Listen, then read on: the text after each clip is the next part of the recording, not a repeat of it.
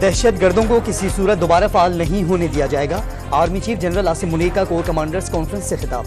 Core commanders ने पाक फौज के खिलाफ इल्जामात पर मबनी मुहिम को मुस्तरद कर दिया।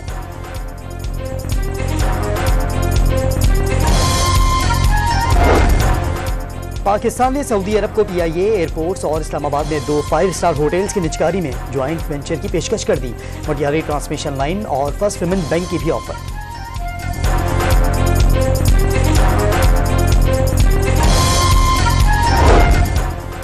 वजीर खारजा शहजादा फैसल की क़यादत में सऊदी वक्त की सदर और वजीर आज़म से मुलाकातें। शहबाज शरीफ ने पाक सऊदी स्ट्रेटेजिक और तिजारती शराकतदारी को नए दौर का आगाज करार दे दिया।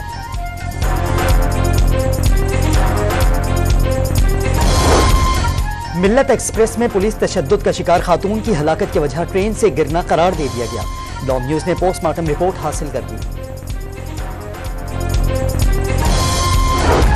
गजा पर सहूनी दहशत गर्दी जारी। 24 घंटे में मजीद 46 फलस्तीनी शहीद। फलस्तीनी मुजाहिदीन के इसराइली फौज पर हमले। इसराइल ने 19 फौजी जख्मी होने की तस्दीक कर दी।